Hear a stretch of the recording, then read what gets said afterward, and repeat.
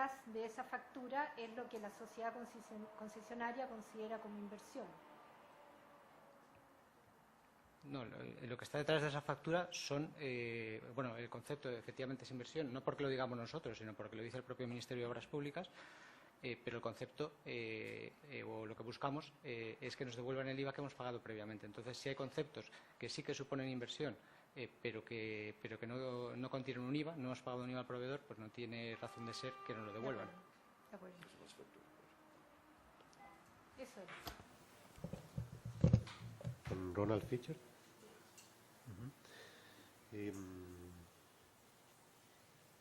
Yo quisiera, revisando la presentación de la concesionaria,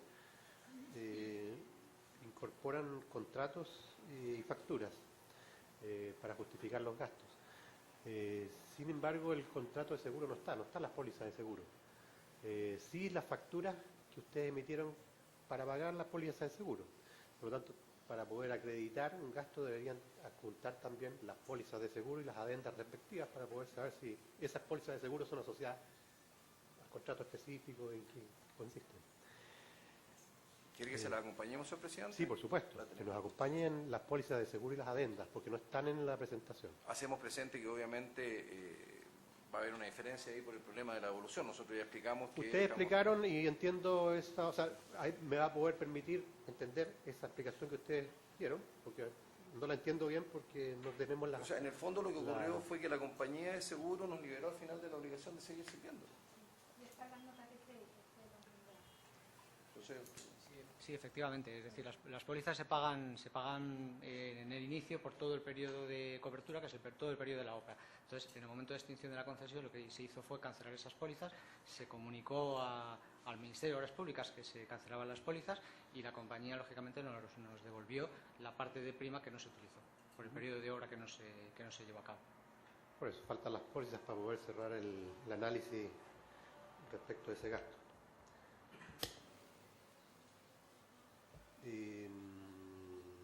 ¿Estados financieros más recientes? Bueno, tenemos estados financieros, pero no auditados. No auditados. Sí. Pero igual sería bueno poder contar con algo más reciente que sí. diciembre de 2014. Bien.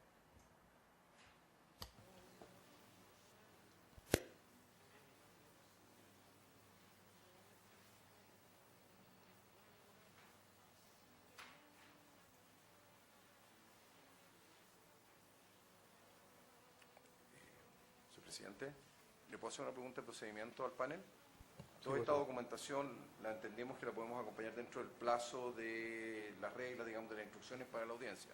Que si no me equivoco, habían 5 días para hacer presentación por escrito.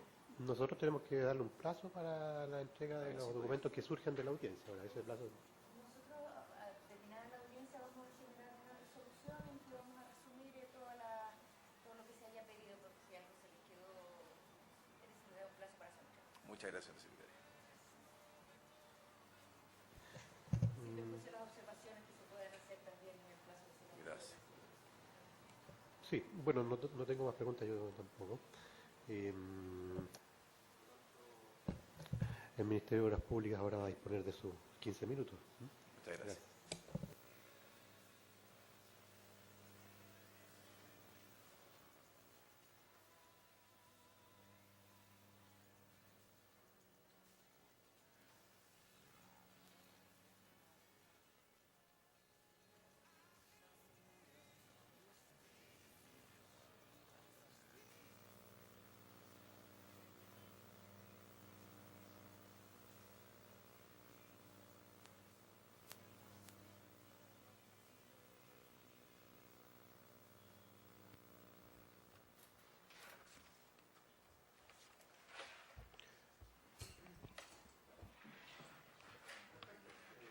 Puede comenzar. Gracias, señor presidente. Primero, me gustaría aclarar una pregunta que se nos hizo en la etapa anterior respecto del periodo de por qué el Ministerio de Obras Públicas no solicitó el incumplimiento grave inmediatamente ocurrido el hecho. La verdad es que la base de licitación en el artículo 1.11.2.3.1 se establece un procedimiento previo al incumplimiento grave, ¿ya? y ese procedimiento se accionó, por lo tanto, desde el tiempo en que se genera el incumplimiento, el Ministerio de Obras Públicas se lo comunica a la sociedad concesionaria y le solicita que le informe la forma en que se va a reponer a este incumplimiento y cómo lo va a solucionar, cómo lo va a subsanar, ¿ya? Ese procedimiento se utilizó por el Ministerio y al no haber una respuesta satisfactoria se generaron y detonaron las demandas por incumplimiento grave, ¿ya? Sí, eso fue anterior, sí. Sí, entonces hay un periodo ahí que es más reducido, no es total. Como segunda observación, la verdad es que la discusión aparentemente se ha ido, respecto de los proyectos de ingeniería, se ha ido hacia una observación y no al motivo efectivo por el cual fueron rechazados, ¿ya? El tema de si el contratista o subcontratista estaba inscrito en los registros del MOB, la verdad que fue una observación. Hay obligación, por cierto, pero no se establece como una multa específica el no estar incluido en los registros del contratista. Las multas sí se establecen por la no entrega o por el retraso en la entrega del proyecto de ingeniería, ¿ya? Recordemos que el proyecto de ingeniería es uno solo, mientras no esté aprobado no existe proyecto, ¿ya? Ahora, el motivo, como se aclaró ya por la concesionaria, fue precisamente porque existe un loop, ¿cierto?, de iteraciones en que la sociedad concesionaria presenta un proyecto, el Ministerio hace observaciones, la sociedad concesionaria responde a esas observaciones y ahí se decide si se aprueba o se rechaza el proyecto, ¿ya? Como este procedimiento no se completó porque la sociedad concesionaria no respondió a esas observaciones, simplemente se rechaza, ¿ya? Por lo tanto, el motivo del rechazo del proyecto de ingeniería es por el abandono de la sociedad concesionaria por no dar respuesta a estas observaciones. Respecto de mis aseveraciones, y me hago absolutamente responsable respecto de por qué he puesto énfasis en que esto deriva de un proceso sancionatorio, eso lo sostengo. Estamos acá debido al incumplimiento grave. No quiere decir que nosotros estimemos que el panel vaya a ejercer jurisdicción. Nosotros tenemos absolutamente claro cuál es la función del panel y no lo hemos pretendido tampoco, sino que simplemente hemos puesto énfasis en que esto deriva de un incumplimiento grave y no de otra situación, ¿ya? Por lo tanto, deriva de un procedimiento sancionatorio, eso es efectivo, ¿ya? No quiere decir que esto sea un procedimiento sancionatorio y que el panel tenga que sancionar a la sociedad concesionaria. No, simplemente lo ponemos en contexto. Ahora, respecto de por qué... respecto de las señales que se da a la industria, la verdad que no sé si se da la oportunidad de referirnos a las señales que se dan a la industria. Yo creo que no existe más mala señal que no cumplir y no presentar la boleta de garantía, ¿ya? Más que las señales que pudiese estar dando el Estado o el Ministerio de Obras Públicas. Respecto a por qué el Ministerio de Obras Públicas ha hecho mención someramente, creo yo, y lo podemos ver a través de las presentaciones de cada una de las partes del procedimiento de incumplimiento. La verdad es que me llama la atención también la observación y la aseveración del colega de la sociedad concesionaria, por cuanto en su propia presentación, de las 36 páginas que contiene su presentación, 30 se refiere al procedimiento de incumplimiento grave. Por lo tanto, sostener acá que no entiende por qué el Ministerio de Obras Públicas se refirió a eso y que corresponde a sede distinta, una sede arbitral, la verdad es que es desconocer su propia presentación, en que 30 páginas de las 36 se refieren a eso. Nosotros simplemente contextualizamos y nos referimos a cada uno de los ítems.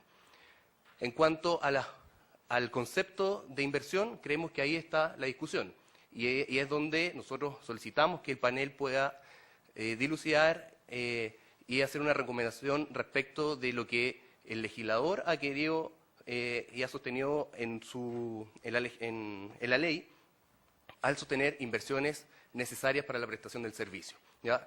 Creemos que no es sostenible, por ejemplo, que el Ministerio de Obras Públicas tenga que, y haremos llegar los antecedentes, que tenga que pagar gastos generales en que nosotros no controlábamos como ministerio, en que no teníamos injerencia y donde se incluyen incluso pasajes aéreos al extranjero que no guardan relación alguna con el contrato. Por lo tanto, creemos que se debe revisar cada uno de los antecedentes. No es cierto lo que se sostuvo por la sociedad concesionaria en cuanto a que el Ministerio de Obras Públicas no haya alegado respecto de los montos.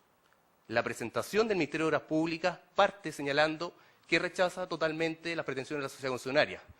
Al rechazar totalmente, claramente involucra los montos que están pretendidos en la discrepancia. Respecto del documento que fue presentado en la pantalla acá, la verdad es que se refieren a temas totalmente distintos. Efectivamente, son para efectos del pago por IVA, que está establecido en la fase de licitación, pero no se hace ningún análisis respecto de que si constituye inversión, gasto. Simplemente todos los gastos de la sociedad concesionaria que involucran IVA, al Ministerio de Obras Públicas le corresponde reconocer esos pagos de IVA. No es que en ese documento haya tenido por objeto reconocer las inversiones totales de la concesión. Le doy la palabra al inspector fiscal. Buenos días de nuevo. El tema de hablar de un proyecto hecho por Scanca en términos de una combinación de Google y CAD no puede entenderse bajo ningún concepto en términos peyorativos, porque, si mal no recuerdo, la licitación de ABO, un gran contrato, digamos, se hace en base a una mezcla de Google y CAD en una forma gráfica de representar todas las soluciones que el CAD en toda su concepción de software es capaz de producir. Lo que hace el Google es aportar las coordenadas de terreno para poder graficar y calcular toda la ingeniería de apoyo, digamos. Pero es el propio gerente general de la sociedad concesionaria quien aporta el mejor antecedente, digamos, en el sentido de que este proyecto hecho por Scanca todavía le faltaba desarrollo en términos de topografía básica, en términos de cálculo de cuenca y otros aspectos que él recalcó, que lo cual representa exactamente, digamos, cuál es la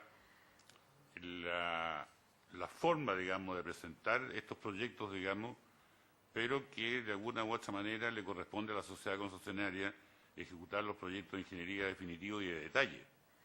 Por lo tanto, en ningún caso ha sido una forma peyorativa de graficar el trabajo hecho por Scanca, pero hay que reconocer en la voz del propio gerente general de la sociedad concesionaria que al proyecto todavía le faltaba mucho desarrollo como para poder ser efectivamente un proyecto de ingeniería definitivo. Por otra parte, en términos, digamos, del cumplimiento de un artículo contractual de las bases de licitación, es que la consultora, digamos, que avala el proyecto de ingeniería que va a presentar la sociedad concesionaria, tiene que estar inscrito totalmente, digamos, en la primera categoría del registro de consultores. Y eso es una exigencia de las bases de licitación. El cómo se llega a regularizar un consorcio, su inscripción en el registro de consultores, eso es propio del consorcio, no es resorte, digamos, de la inspección fiscal, fiscalizarlo, ya que es otro organismo el que fiscaliza, digamos, la inscripción, y lo que se exige, de acuerdo a la base de licitación, es que el consultor sea formado de forma independiente, en forma individual, o en forma de consorcio, en forma de asociación, esté inscrito en el registro de consultores. No puede ser, digamos, parcialmente el tema, porque si hubiera querido, digamos, la sociedad concesionaria, y está en su absoluto derecho, podría haber contratado única y exclusivamente a la empresa SIGSA, que sí estaba inscrita en el registro de consultores, en primera categoría, y pudo haber hecho el proyecto estrictamente y solamente con esa consultora. ¿Qué es lo que hizo a tomar la decisión la consultora, la sociedad concesionaria de este conjunto? Eso no es, digamos, propio conocimiento que tengo que tener yo como inspector fiscal. Señores miembros del panel, es para cerrar solamente reforzar la idea de que estamos frente a un pago que es consecuencia de un incumplimiento grave. A eso nos referimos que esto es un procedimiento de sanción.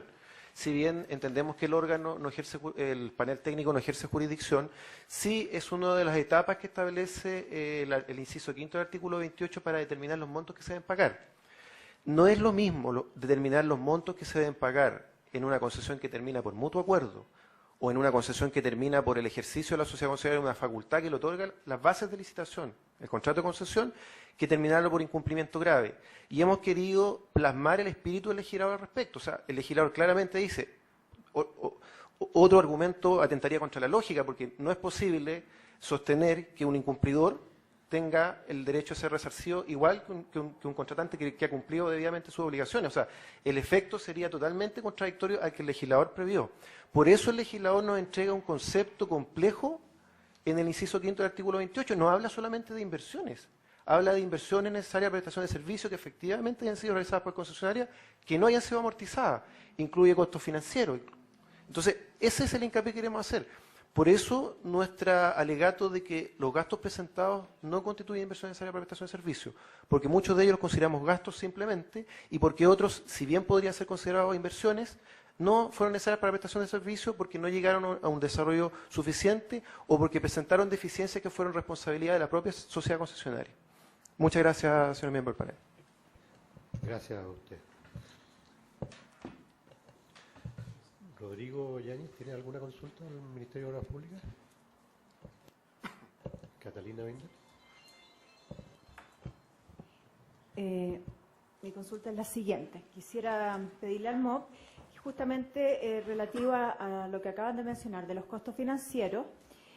En el artículo 28, inciso quinto, se refiere al pago de las inversiones necesarias, más los costos financieros normales del mercado pertinente a tales inversiones debidamente acreditados, incluidos reajustes e intereses de vengado.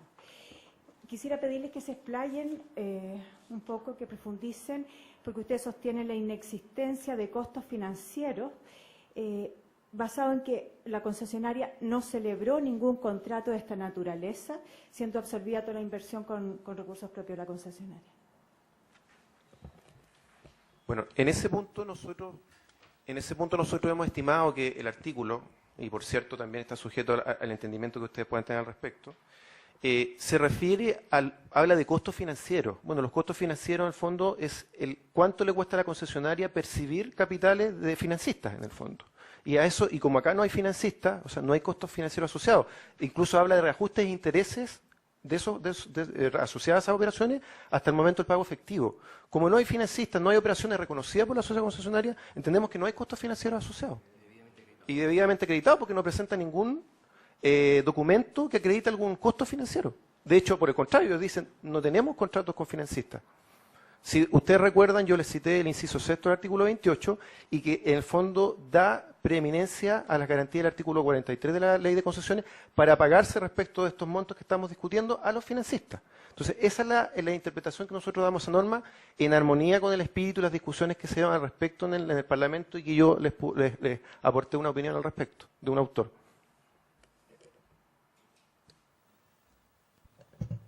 Señor Ronald Fischer.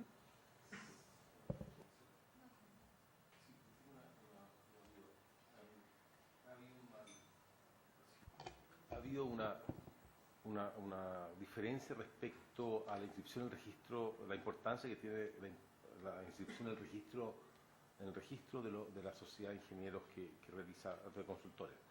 Y mi pregunta es, ¿no existe ningún otro caso en que haya habido una empresa que está formada de la misma forma que ocurrió en este caso y que una sola de las partes haya sido registrada y que su estudio haya sido aceptado finalmente o no? ¿Es un caso único o no? Yo en lo personal no lo conozco, digamos, o sea, cuando una empresa o dos consultoras, digamos, forman un consorcio, forman una asociación en aras, digamos, a generar trabajo hacia el Ministerio de Obras Públicas, se inscriben, digamos, en el registro de consultores, y de hecho esta conjunción CISA Eurocónsul tiene un RUT aparte. Lo que pasa es que no alcanzó a llegar a constituir su inscripción, digamos, en el registro de consultores. Pero una empresa independiente como CISA puede asociarse sin estar inscrita, digamos, el resto de los componentes, digamos, de su grupo, puede estar perfectamente inscrita y ser responsable del proyecto ante el Ministerio de Obras Públicas, presentando solamente la inscripción de ellos propiamente tal, a mi juicio. Yo no conozco un caso, digamos, de... Porque, por lo que usted mismo dice, entonces, tal vez lo que estaba pasando era un proceso en el cual, a medida que procedía el caso, finalmente iba a obtener el registro y, por lo tanto, había estado en igualdad de situación con cualquier otra concesión. O sea, la pregunta es, ¿ha ocurrido en el pasado que se haya ingresado un proyecto, en alguna parte, tal vez alguno de ustedes puede informarme, en que se haya ingresado un proyecto con una sola de las partes acreditada, la otra parte no registrada, digamos, pero que eventualmente se registra, o nunca ha ocurrido eso? Porque es un poco raro. Hay una conversación, el concesionario asegura que hay una conversación con el ministerio oral, por lo tanto no hay registro,